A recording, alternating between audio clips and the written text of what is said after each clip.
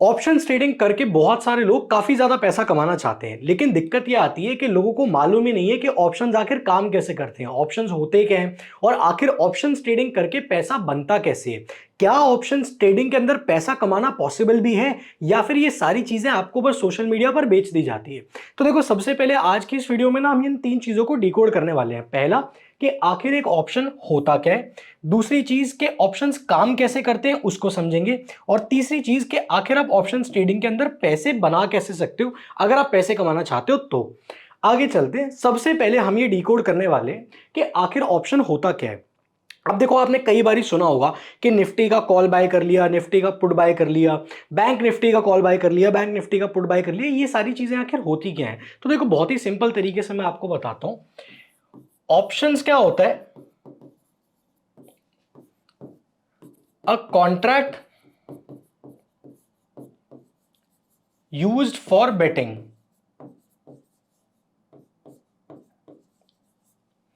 और ये जो शब्द है ना कॉन्ट्रैक्ट, इसको आप याद रखना, क्योंकि ये जो कॉन्ट्रैक्ट है, ये कॉन्ट्रैक्ट को कहते हैं डेरिवेटिव। अब यहां पे आपका सवाल होगा कि यूज्ड फॉर बेटिंग मतलब सट्टा खेलने के लिए इसका इस्तेमाल होता है? तो इसका जवाब है हां।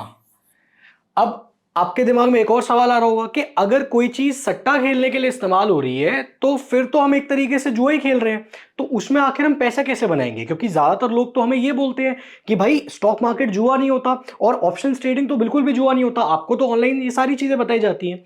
तो अभी मैं आपको ये चीज बहुत ही आराम से सिंपल तरीके से समझाता हूं। देखो, होता क्या है कि आप इसको ऐसे समझो कि मान लो एक पर्टिकुलर चीज है जिसको कहते हैं निफ्टी। ठीक है, अब निफ्टी क्या है? हमारी देश की टॉप 50 कंपनीज का कलेक्शन। निफ्टी 50 यही होता है। अब निफ्टी क्या है? निफ्टी एक अंडरलाइंग एसेट है, और हर एक अंडरलाइंग एसेट जो कि स्टॉक मार्केट के ऊपर लिस्टेड है, उस अंडरलाइंग एसेट का एक डेरिवेटिव बनता है। डेरिवेटिव बेसिकली क्या होता है? जो कि उस एसेट से ही निकल के आया है। जैसे अगर आप साइंस बैकग्राउंड से होगे तो आपने पढ़ा होगा कि जब हम एक क्रूड ऑयल होता है, ठीक है, क्रूड ऑयल को हम खरीद के लाते हैं और फिर उसको रिफाइनरी के अंदर रिफाइन किया जाता है। अब क्रूड ऑयल से ही पेट्रोल बनता है, क्रूड ऑयल से ही डीजल बनता है, क्रूड ऑयल से ही केरोसिन बनता है। तो ये सारी चीजें क्या है? ये क्रूड ऑयल के डेरिवेटिव्स है। मतलब कि एक पर्टिकुलर चीज है, उसके अंदर से निकलकर जो चीज आई है उसको कहते हैं डेरिवेटिव। सेम तरीके से अगर हम निफ्टी की बात करें तो निफ्टी 50 एक पर्टिकुलर चीज है जिसको कहते हैं अंडरलाइंग एसेट, और उसके अंदर से जो चीज निकल के आई है उसको कहते हैं डेरिवेटिव, जिसको हम बोलते हैं निफ्टी के ऑप्शंस। ठीक है, अब अगर आपको यहां तक समझ में आ गया है तो आपने एक चीज समझ ली है कि आखिर ऑप्शंस होते क्या है, जिसको कहते हैं हम डेरिवेटिव। अब अगली चीज समझो, ये क्यों लिखा गया है a contract used for betting. देखो, सीधी सी बात है, स्टॉक मार्केट के अंदर ना लोगों ने इन्वेस्टमेंट करी होती है और बड़े बड़े फंड हाउसेज ने करोड़ों रुपए, हजारों करोड़ों रुपए लगाया होता है। अब उनके साथ दिक्कत ये होती है, उनका सबसे बड़ा कंसर्न होता है रिस्क मैनेजमेंट। क्योंकि देखो, आप अगर जिंदगी में किसी भी अमीर आदमी से मिलोगे ना, वो आपको एक सिंपल सी चीज बोलेगा, वो बोलेगा देखो यार, मेरे लिए बहुत ज्यादा रिटर्न कमाने से ज्यादा इंपॉर्टेंट है कैपिटल प्रोटेक्शन। तो मैं नहीं चाहता हूं कि पैसा कम हो जाए, ज्यादा बढ़े, कम बढ़े, लेकिन बढ़े, कम नहीं होना चाहिए। ये ज्यादातर अमीर लोगों का कंसर्न होता है। अब होता क्या है कि अगर आप मार्केट्स के अंदर देखोगे तो मार्केट में जो बड़े प्लेयर्स हैं, ठीक है, बिग प्लेयर्स जो हैं, बड़े प्लेयर्स का सीन ये होता है कि उनका हजारों करोड़ों रुपए लगा हुआ होता है। अब इसके अंदर उन्होंने रिलायंस में भी इन्वेस्टमेंट कर रखी है, उन्होंने डीमार्ट में भी इन्वेस्टमेंट कर रखी है, विप्रो में भी कर रखी है, इन्फोसिस में भी कर रखी है। तो अब क्या होता है, जब वो ये सारी इन्वेस्टमेंट्स कर चुके होते हैं, स्टॉक मार्केट ऐसे तो चलता नहीं है, ना ही ऐसे जाता है। स्टॉक मार्केट चलता है ऐसे, कभी ऊपर कभी नीचे, कभी ऊपर कभी नीचे। और कभी कभी आपने देखा होगा जैसे 2000 के अंदर, 2008 में क्रैश आया था, 1992 के अंदर क्रैश आया था। तो ये जितने भी इवेंट्स होते हैं ना, इसके अंदर मार्केट बहुत तेजी से नीचे आती है। अभी अगर आप देखोगे तो अक्टूबर के बाद से लेके अभी फरवरी तक हमारा जो इंडियन स्टॉक मार्केट है वो काफी ज्यादा नीचे गया था। अब ये जितने भी इवेंट्स हैं, ऐसे में होता क्या है कि इनका जितना भी पैसा लगा हुआ है ना, ये चाहते हैं इस पैसे को प्रोटेक्ट करना। अब पैसा प्रोटेक्ट कैसे होगा? पैसे को प्रोटेक्ट करने के लिए एक कॉन्सेप्ट का इस्तेमाल होता है जिसको कहते हैं हेजिंग। हेजिंग का मतलब क्या है? Risk management. सिंपल से शब्दों में बहुत आसानी से, हेजिंग का मतलब होता है रिस्क मैनेजमेंट। और हेजिंग करने के लिए इस्तेमाल किया जाता है ऑप्शंस का। अब आपको सारी चीजें धीरे धीरे क्लियर होती जाएंगी कि ऑप्शंस एक ऐसे कॉन्ट्रैक्ट है which is used for betting. लेकिन ये जो बेटिंग कॉन्ट्रैक्ट्स है इनका इस्तेमाल बड़े लोग जिनका मार्केट में ज्यादा पैसा लगा हुआ होता है वो करते हैं अपने रिस्क को मैनेज करने के लिए। अब आप एक चीज समझो कि अगर ऐसा है तो बहुत सारे लोगों के मन में सवाल आ रहा होगा कि भाई जितने भी ये लोग हमें ऑनलाइन दिखाते हैं कि आज ऑप्शन ट्रेडिंग में इतना पैसा बन गया, ऑप्शन सेलर अलग है, ऑप्शन बायर अलग है, तो ये लोग आखिर इस चीज को कर क्यों रहे हैं? ये लोग इस चीज से पैसा कमा क्यों रहे हैं और कमा कैसे रहे हैं? तो देखो सीधी सी बात है, जो ऑप्शंस है ना वो पैसा कमाने के लिए बने ही नहीं है। लेकिन ऑप्शंस ट्रेडिंग लोग करते हैं पैसा बनाने के लिए, और वहां पे भी ऑप्शन सेलर ज्यादा पैसा बनाता है, ऑप्शन बायर ज्यादा पैसा नहीं बनाता। अब ऐसा क्यों होता है ये अभी आपको आगे पता लगने वाला है जब हम और ज्यादा डिटेल में बात करेंगे कि ऑप्शन बायर और ऑप्शन सेलर के बीच में फर्क क्या होता है। सिंपल सा आप ये जान लो कि ऑप्शंस का काम होता है रिस्क को मैनेज करना। रिस्क मैनेजमेंट के लिए ही इनका इस्तेमाल किया गया है, इनको बनाया ही रिस्क मैनेजमेंट के लिए ही गया था। इनफैक्ट वॉरेन बुफे ये भी कहते हैं कि ऑप्शंस जो है ना they are weapons of mass destruction. वो ऐसा क्यों बोलते हैं? क्योंकि इससे लोग रोड पे आ जाते हैं, लोग बर्बाद भी हो जाते हैं, और ऐसा होता है लोगों के साथ। अब जिस चीज के लिए ये बने हैं ऑप्शंस, जिस चीज के लिए बनाए गए हैं, लोग इसको उस चीज के लिए इस्तेमाल नहीं कर रहे हैं। रिस्क मैनेजमेंट के लिए जो चीज बनी है उसको लोग इस्तेमाल कर रहे हैं पैसा कमाने के लिए। और ऐसा नहीं कि पैसा बनता नहीं है, पैसा बनता है। कैसे बनता है अभी वो भी आपको अभी बताने वाले हैं। लेकिन आप ये जान लो कि options are contracts, betting contracts which are actually used for risk management. ये ऑप्शंस की डेफिनेशन है जो हमें सीएफए के अंदर पढ़ाई जाती है। तो ये प्रॉपर बुकिश डेफिनेशन है ऑप्शंस की। अब आगे चलते हैं, अब हम कुछ चीजों को समझेंगे। देखो ऑप्शंस के अंदर एक बंदा ऑप्शन बायर होता है और एक बंदा ऑप्शन सेलर होता है। देखो कोई बेचेगा तो कोई खरीदेगा भी ना, और अगर कोई खरीद रहा है तो कोई बेचने वाला भी हो गया। तो इसमें क्या है, ऑप्शन बायर और ऑप्शन सेलर के बीच में कुछ डिफरेंसेस होते हैं जो आपके लिए जानना बहुत जरूरी है अगर आप एक बिगनर हो तो। देखो जो ऑप्शन बायर होता है ना उसका रिस्क हमेशा ज्यादा होता है। क्यों होता है अभी आपको बताऊंगा मैं। लेकिन जो ऑप्शन सेलर होता है उसका भी रिस्क ज्यादा होता है। अब आप बोलोगे कि ये कैसी बात है? देखो इसका कारण ये है कि अगर आप ऑप्शन बायर का लॉस देखोगे ना तो वो लिमिटेड लॉस कर सकता है। यानी कि अगर किसी ने ऑप्शन बाइंग के अंदर 5,000 रुपए लगाए हैं तो वो 5,000 रुपए ही लूज कर सकता है। लेकिन जो ऑप्शन सेलर है उसका अनलिमिटेड लॉस हो सकता है। अब अनलिमिटेड लॉस कैसे हो सकता है? क्योंकि अगर उसने 5,000 रुपए के लिए ट्रेड मारा है जिसके लिए उसको मार्जिन देना पड़ेगा, तो वो 50,000 रुपए भी लूज कर सकता है। आप समझ रहे हो?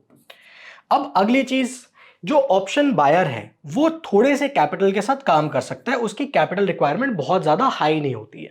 लेकिन जो ऑप्शन सेलर्स होते हैं उनको ज्यादा रिक्वायरमेंट होती है कैपिटल की। इसको आप ऐसे समझो, मान लो फॉर सपोज आप किसी दुकान पर ब्रेड लेने गए, ठीक है। अब अगर आप ब्रेड लेने गए हो और ब्रेड का प्राइस है 40 रुपए, तो आपको ब्रेड खरीदने के लिए कितने पैसे चाहिए होंगे? 40 रुपए चाहिए होंगे। लेकिन जो बंदा जो दुकान खोल के बैठा हुआ है जिससे आप वो ब्रेड लेने जा रहे हो, जो कि सेलर है, उसको एक ब्रेड का लोफ तो रखना नहीं पड़ेगा, तो वो कम से कम 50-60 लोफ रखेगा। उसे तो इन्वेंट्री रखनी पड़ेगी, तो इन्वेंट्री रखने के लिए उसको पैसा चाहिए। तो डेफिनेटली जो बंदा आपको माल बेच रहा है उसको ज्यादा पैसे की रिक्वायरमेंट होती है क्योंकि उसे इन्वेंट्री रखनी पड़ती है, और जो खरीद रहा है उसको सिर्फ उतने ही पैसे की रिक्वायरमेंट है जितने की वो चीज है। इसको सिंपल भाषा में मैं समझा रहा हूं। अभी ऑप्शन ट्रेडिंग के अंदर ये चीज अलग तरीके से काम करती है। अगली चीज आप समझो, जो ऑप्शन बायर है ना उसका विन रेट है 33%, लेकिन ऑप्शन सेलर का जो विन रेट है वो 66% होता है। मतलब कि जो ऑप्शन सेलर है उसकी यहां पर जीतने की प्रोबेबिलिटी ऑप्शन बायर से बहुत ही ज्यादा होती है। यह कारण है कि ऑप्शन बायर ज्यादातर पैसा लूज करते हैं, क्योंकि ऑप्शन बायर्स को पैसा कमाने के लिए ना सिर्फ मोमेंटम चाहिए होता है, ना सिर्फ वॉलेटिलिटी चाहिए होती है, बल्कि उनके अगेंस्ट में एक और चीज काम करती है जिसे कहते हैं थीटा डिके। तो उनको बहुत मुश्किल होती है पैसा कमाने में। लेकिन जो ऑप्शन सेलर्स हैं वो ज्यादा पैसा बना लेते हैं as compare to option buyer. देखो सीधी सी बात है, मान लो आप 5,000 रुपए लेके आए हो और 5,000 रुपए से आप 2,000 रुपए कमाना चाहते हो, तो मुश्किल है ना। आप समझ के देखो, 5,000 रुपए से अगर आप 2,500 रुपए कमाने आए हो तो मतलब कि आप 50% पैसा कमाने आए हो, अपनी कैपिटल पे 50% का रिटर्न लेने आए हो। लेकिन जो ऑप्शन सेलर है वो 1,00,000 रुपए लगा रहा है और वो कह रहा है यार मेरे को 1,00,000 रुपए का 5,000 रुपए ही बन जाए, तो वो कितने परसेंट रिटर्न लेने के लिए आया है? वो सिर्फ 5% का रिटर्न लेने आया है। तो ज्यादा पैसे से कम रिटर्न बनाना आसान होता है, कम पैसे से ज्यादा रिटर्न बनाना मुश्किल होता है। ये सिंपल बेसिक कॉन्सेप्ट है पैसों की। अब आगे चलते हैं और अब हम समझते हैं कि आखिर ऑप्शन बायर और ऑप्शन सेलर्स ये दोनों लोग पैसा कमाते कैसे हैं, ऑप्शंस काम कैसे करते हैं, जो सबसे इंपॉर्टेंट पार्ट है इस वीडियो का। अब आप देखो, एक बंदा है ऑप्शन बायर और एक बंदा है ऑप्शन सेलर। इसको हम इस एग्जांपल से समझते हैं। निफ्टी के एग्जांपल से मैं लूंगा, मैं कोई और एग्जांपल लूंगा तो आपके लिए थोड़ा सा रिलेट करने में मुश्किल होगी आपको, ठीक है। तो मान लो फॉर सपोज निफ्टी अभी 25,000 पे चल रहा है, एक एग्जांपल लेते हैं, ठीक है। ये फिगर याद रखना क्योंकि इसी से आपको सब कुछ समझ में आएगा। अब क्या होता है कि ऑप्शन बायर को ये लगता है कि यार ये ना 25,000 से ऊपर जाएगी, और कितने टाइम में जाएगी? 2 दिन में जाएगी। जो ऑप्शन सेलर है उसको लगता है कि यार निफ्टी जो है ना वो 25,000 के ऊपर नहीं जाने वाली। मतलब कि अगर ऑप्शन बायर बोल रहा है कि यार ये 25,000 के ऊपर जाएगी, अभी 25,000 पे ये चल रही है, ऑप्शन बायर बोल रहा है कि 25,000, एक सेकेंड, ऑप्शन बायर बोल रहा है कि 25,200 से ऊपर जाएगी ये मार्केट। कितने टाइम में? अगले 2 दिन में। अब ऑप्शन सेलर को ये दिख रहा है कि यार मार्केट तो कभी नीचे जा रही है कभी ऊपर जा रही है, लेकिन 200 पॉइंट का मूवमेंट नहीं आने वाला 2 दिन में, ठीक है। ऐसा ऑप्शन सेलर मान लो सोच के चल रहा है। तो ऑप्शन सेलर ने बोला यार 2 दिन में मार्केट 200 पॉइंट से ऊपर, 200 पॉइंट से ऊपर तो नहीं जाने वाली, ये 25,000 से लेके 25,200 के बीच में ही रहेगी। अब ऑप्शन सेलर कहता है कि ऐसा करते हैं, ऑप्शन बायर को बोलता है। अब ऑप्शन बायर जिद लगा के बैठा है कि भाई 25,200 से ऊपर जाएगी। अब ऑप्शन बायर को पता है, ऑप्शन सेलर को पता है कि यार ऐसा कुछ नहीं होने वाला। तो ऑप्शन सेलर कहता है ऐसा करते हैं, कॉन्ट्रैक्ट कर लेते हैं, ठीक है। अब ये कॉन्ट्रैक्ट क्या होगा? कॉन्ट्रैक्ट ऐसा कुछ होगा कि ऑप्शन सेलर बोलेगा कि देख ऐसा कर, 25,200 पे हम कॉन्ट्रैक्ट कर लेते हैं।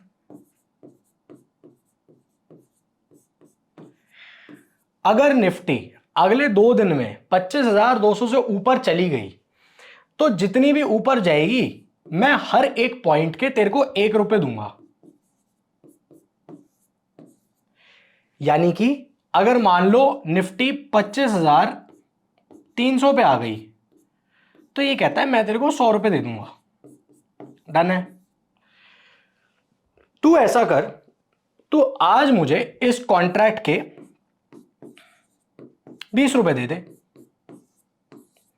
अब ऑप्शन बायर बोलता है कि यार मेरा तो जो हिसाब है वो तो ये कहता है कि इसके ऊपर जाएगी ही जाएगी, तो ये आज मेरे से 20 रुपए मांग रहा है और 2 दिन के बाद ये कॉन्ट्रैक्ट जो है, 2 दिन के बाद ये कॉन्ट्रैक्ट एक्सपायर हो जाएगा। तो अगर 2 दिन के बाद निफ्टी 25,200 से ऊपर जाती है तो जितना भी ऊपर जाएगी उतना पैसा ऑप्शन सेलर ऑप्शन बायर को दे देगा।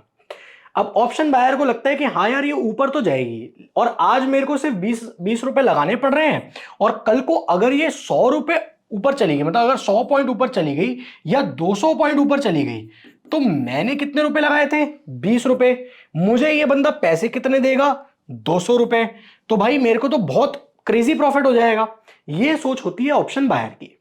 अब ऑप्शन सेलर की सोच क्या होती है? ऑप्शन सेलर की सोच ये होती है, वो कहता है देखो भाई मार्केट मूव कर रही है नॉर्मल तरीके से, तो थोड़ी सी ऊपर जा रही है थोड़ी सी नीचे जा रही है, साइडवेज है मार्केट।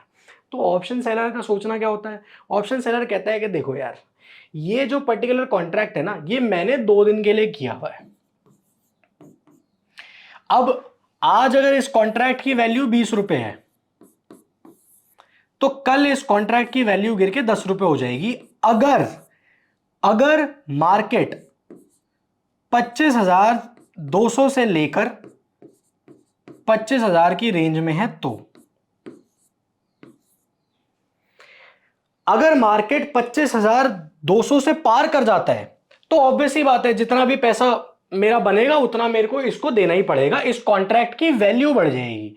सीधी सीधी बात ये है। तो ये जो 20 रुपए इसने लगाए थे इसकी वैल्यू मान लो 200 पॉइंट बढ़ गया, मार्केट 100 पॉइंट बढ़ गया तो ये हो जाएगी। अगर नहीं बढ़ा तो इसकी वैल्यू घट के 10 रुपए हो जाएगी। क्यों? क्योंकि मेरा ऑप्शन तो अभी अगले दिन एक्सपायर होने वाला है ना, मेरी तो एक्सपायरी लगी हुई है। तो ये जो 10 रुपए कम हुई है ना, इसको कहते हैं थीटा डिके, यानी कि टाइम डिके। जैसे जैसे कॉन्ट्रैक्ट एक्सपायर होने का टाइम पास आएगा, यह देखा जाता है कि जितना ज्यादा कम टाइम है कॉन्ट्रैक्ट के एक्सपायर होने में, और अभी मार्केट किस जगह पर है, अगर मार्केट ऑप्शन सेलर के फेवर में है तो कॉन्ट्रैक्ट की वैल्यू कम हो जाएगी, अगर मार्केट ऑप्शन बायर के फेवर में है तो पर्टिकुलर कॉन्ट्रैक्ट की वैल्यू बढ़ जाएगी, और ऑप्शन सेलर को वो जो बढ़ा हुआ कॉन्ट्रैक्ट है, वो बढ़े हुए कॉन्ट्रैक्ट के पैसे ऑप्शन बायर को देने पड़ेंगे।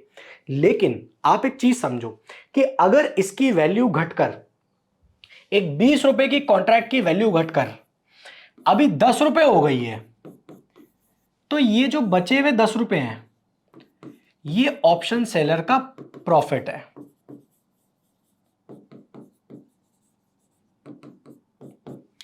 अब आपको समझ में आ रही है? और मान लो 2 दिन के बाद, after 2 days, market for suppose 25,180 पे है, तो क्या होगा पता है आपको? होगा ये कि ये जो 20 रुपए का कॉन्ट्रैक्ट है, इसकी वैल्यू तो हो जाएगी 0, क्योंकि ये हो जाएगा एक्सपायर। अब ये 20 रुपए भरे थे ऑप्शन बायर ने, जो पैसे किसने लिए थे? ऑप्शन सेलर ने। तो ये जो सेलर है, ये 20 रुपए तो खा चुका है, ये हो गया इसका प्रॉफिट, और ऑप्शन बायर का नुकसान कितना हुआ? 20 रुपए का। अब आपको समझ में आ रहा है कि किस तरीके से बायर पैसा लूज करता है और सेलर कमाता है, सेलर पैसा लूज करता है और बायर कमाता है। अब इसी के अंदर एक और सिनेरियो, अब देखो आप बोलोगे कि 25,180 पे है तो ये क्यों हुआ? देखो बात किसकी हुई थी? 25,200 की बात हुई थी भाई। 25,200 से ऊपर जितना भी होगा ना, उतना सेलर भर देगा। लेकिन अगर इसके नीचे है, 20 पॉइंट ही नीचे है, उससे कोई मतलब नहीं है, ऑप्शन हो चुका है एक्सपायर, 20 रुपए सेलर के बन गए हैं। अब आप बोलोगे ऑप्शन बायर कैसे पैसा बनाएगा ऐसे में? अब आप समझो, मान लो मार्केट 25,250 पे चली जाती है, ठीक है। अब बात क्या हुई थी? ऑप्शन बायर ने 20 रुपए दिए थे कॉन्ट्रैक्ट के,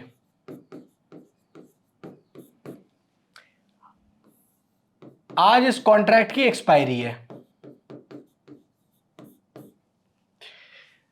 ऊपर चल रहा है, तो बात क्या हुई थी कि जितने भी पॉइंट ऊपर होगा उतने पैसे मैं दूंगा। तो अब इसका मतलब क्या है? इसका मतलब यह है कि ऑप्शन सेलर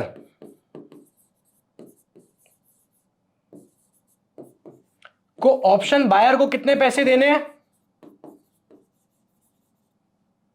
50 रुपए। तो ऑप्शन सेलर का लॉस कितने का होगा? अब ये ट्रिकी क्वेश्चन है, सिंपल सा जवाब है, ऑप्शन बायर का जो, ऑप्शन सेलर का जो नुकसान है ना, वो एक्चुअली में 30 रुपए का हुआ। क्यों? क्योंकि ये जो 20 रुपए थे ना, ये 20 रुपए तो ऑप्शन सेलर खा चुका है, आप समझ रहे हो। अब उसकी बात ये हुई थी कि देखो, जब ये कॉन्ट्रैक्ट हो रहा था तो बायर ने पैसे दे दिए थे सेलर को, सेलर के पास 20 रुपए आ गए हैं, सेलर ने 20 रुपए की मौज मस्ती कर ली है, क्योंकि सेलर को ये लग रहा था कि देखो भाई, मार्केट तो 25,200 से नीचे ही रहने वाला है, लेकिन मार्केट 25,250 पे पहुंच गया, तो 20 रुपए तो उसने पहले ही ले रखे थे, तो 20 रुपए तो मेरे पास है, ये जो पर्टिकुलर ऑप्शन सेलर है। अब मेरे को 50 रुपए भरने हैं, तो मेरा नेट लॉस कितना हुआ? 30 रुपए का। अब आप समझ पा रहे हो? अब आप बोलोगे कि ये जो 20 रुपए हैं, ये ऑप्शन सेलर ने खाया कैसे, ये खा कैसे लिया? इसका कारण है, इसका कारण क्या है? ये जो 20 रुपए है ना, इसको कहते हैं प्रीमियम, और प्रीमियम जो होता है वो ऑप्शन बायर पे करता है ऑप्शन सेलर को। अब यहां पे एक सवाल आपके दिमाग में और आ रहा होगा, जो लोग ऑप्शन ट्रेडिंग करते हैं या जिन लोगों ने सुना है इसके बारे में, वो ये है कि एक बात बताओ यार, ऑप्शन बायर जो है और ऑप्शन सेलर जो है, इसमें इसको ज्यादा पैसे की रिक्वायरमेंट क्यों होती है? इसको कम पैसे क्यों चाहिए? देखो, इसका सिंपल सा कारण बताता हूं मैं। ये जो पूरा पूरा कॉन्ट्रैक्ट होता है ना, ये जो आपस में कॉन्ट्रैक्ट कर रहे हैं, जो सट्टेबाजी चल रही है, इस कॉन्ट्रैक्ट को करने के लिए बीच में एक बंदा आता है जिसको कहते हैं ब्रोकर। ब्रोकर का काम क्या होता है? ब्रोकर का काम होता है ये पूरी की पूरी ट्रांजैक्शन को फैसिलिटेट करवाना। क्योंकि आप समझो ना, ये कोई नॉर्मल आप सड़क पे तो चले नहीं जाओगे कि भाई मैं ऑप्शन बेचने आया हूं और तुम ऑप्शन खरीदने आए हो तो कर लेते हैं। ये जो दोनों लोग हैं ये मिलते कहां पर है? ये मार्केट में मिलते हैं। मार्केट में ये ट्रांजैक्शन करने के लिए आपको चाहिए क्या है? ब्रोकर चाहिए। तो अब होता ये है कि भाई बायर बोलता है यार मेरे को तो 20 रुपए का ऑप्शन चाहिए, मेरे को तो 20 रुपए का ऑप्शन चाहिए। सेलर बोलता है मेरे को 20 रुपए का ऑप्शन बेचना है। अब यहां पे एक पॉइंट समझो आप कि सेलर को पैसे ज्यादा क्यों देने पड़ते हैं। होता यह है कि अब एक चीज समझना, बायर कहता है मुझे 20 रुपए का ऑप्शन खरीदना है, सेलर कहता है मुझे 20 रुपए का ऑप्शन बेचना है। ब्रोकर बीच में क्या करता है? ये पूरी ट्रांजैक्शन फैसिलिटेट करवाता है। तो जब तक एक्सपायरी नहीं हो जाती है तब तक ये कॉन्ट्रैक्ट ब्रोकर के साथ होता है। मतलब कि इसका पैसा भी ब्रोकर के पास है और इसका पैसा भी ब्रोकर के पास है। जब ये कॉन्ट्रैक्ट एक्सपायर हो जाएगा या दोनों में से कोई अपनी पोजीशन को एग्जिट करेगा तो ब्रोकर उसके पैसे लौटा देगा। अब भाई आप एक बात समझो, ये तो 20 रुपए की चीज खरीदने आया है और इसका जो मैक्सिमम लॉस हो सकता है वो ये 20 रुपए का ही तो हो सकता है। आप समझ पा रहे हो? लेकिन सेलर ने बात क्या करी थी? सेलर ने कहा था भाई 25,200 से ऊपर गया तो जितना भी जाएगा मैं दूंगा। तो अगर मान लो मार्केट 25,700 पे चली जाती है तो भाई सेलर को तो, अब आप समझ रहे हो सेलर को कितना देना पड़ेगा? सेलर को तो मोटा मोटा आप ये समझ लो 680 रुपए भरने हैं। आप पॉइंट समझ पा रहे हो? क्योंकि 25,200 से ऊपर जितना भी जाएगा, सॉरी 600 नहीं 500 हो गया ना, 500 रुपए भरने हैं। अब आप पॉइंट समझ रहे हो? तो अब आप एक बात बताओ कि 500 रुपए ये जो भरने हैं ये पैसे भरेंगे कैसे? ब्रोकर बोलेगा भाई तू सेलर, तू भाग गया तो नुकसान तो मेरा हो जाएगा ना, तुम कल को भाग गए तो सेलर अगर भाग जाए, मान लो अगर बायर भाग गया तो बायर का मैक्सिमम नुकसान कितना हो सकता है? भाई 20 रुपए का हो सकता है। उसने तो 20 ही रुपए दिए थे ना, क्योंकि उसकी बात तो 20 रुपए की होगी। ज्यादा से ज्यादा क्या हो जाएगा? जब एक्सपायर हो जाएगा 20 रुपए जीरो हो जाएगा। तो ऑप्शन बायर तो भाग नहीं सकता, लेकिन ऑप्शन सेलर तो भाग सकता है ना। ऑप्शन सेलर तो कल को मुकर सकता है। आप पॉइंट समझ रहे हो? ऑप्शन सेलर मुकर सकता है। वो कहेगा भाई कौन से पैसे, किस बात के पैसे? तो अगर उसने पैसे नहीं दिए तो फिर तो बायर का ट्रस्ट टूट जाएगा, और बायर का ट्रस्ट टूट जाएगा तो ये अगली बार सट्टा खेलने नहीं आएगा। तो ब्रोकर क्या कहता है? ब्रोकर कहता है सेलर को देख भाई ऐसी बात है, ये इसको 20 रुपए का खरीदना है, तुझे ये 20 रुपए का बेचना है, लेकिन तुझे मेरे पास 500 रुपए रखवाने पड़ेंगे और मैं तेरे अकाउंट से और पैसे भी काट सकता हूं अगर ये इससे भी ऊपर चला गया तो। लेकिन सेफ्टी के लिए तुझे 500 रुपए रखवाने पड़ेंगे अगर तुझे 20 रुपए की चीज बेचनी है तो। क्योंकि भाई अगर 50 रुपए का नुकसान हो गया, 200 रुपए का नुकसान हो गया, तो तूने तो 500 रखवाए हुए ना, मैं तो तेरे 500 में से काट के इसको भर दूंगा। तेरा तो कुछ अता पता नहीं, तू भाग जाए तो ये ताकि ट्रस्ट ब्रेक ना हो और मार्केट में ये सारी ट्रांजैक्शंस चलती रहें। इसलिए ऑप्शन सेलर्स को ज्यादा कैपिटल की रिक्वायरमेंट होती है, ज्यादा पैसा लगता है। तो ऑप्शन जब आप बाय करते हो पैसे कम लगते हैं, ऑप्शन जब आप सेल करते हो तो पैसे ज्यादा लगते हैं। यही डिफरेंस होता है ऑप्शन बायर और ऑप्शन सेलर के बीच में। अब एक चीज की हमने बात करी थी, वो था विन रेट, कि ऑप्शन सेलर का जो विन रेट है वो ज्यादा होता है, ऑप्शन बायर का विन रेट कम होता है। अब ये जो पूरी चीज है ना, इस चीज को समझने के लिए आपको अगली वीडियो देखनी पड़ेगी, क्योंकि उसके अंदर हमने डिटेल में बताया कि थीटा डिके आखिर क्या होता है और थीटा डिके की वजह से क्यों, किस तरीके से ऑप्शन सेलर ज्यादा जीतते हैं, ऑप्शन बायर्स कम जीतते हैं, और ऑप्शन सेलिंग और ऑप्शन बाइंग दोनों के अंदर जो विन रेट का ये पूरा डिफरेंस आता है, ये डिफरेंस क्रिएट कैसे होता है, ये सारी चीजें हमने डिटेल में अगली वीडियो के अंदर बताई है। अगर आप अगली वीडियो देखकर ये सारी चीजें समझना चाहते हो तो ये वाली वीडियो जो राइट में आपको यहां पे दिखाई दे रही है, आप इस वीडियो पे जाकर ये सारी चीजें सीख सकते हो। बाकी हम मिलते हैं आपसे अगली वीडियो के अंदर, तब तक के लिए ध्यान रखिए अपना।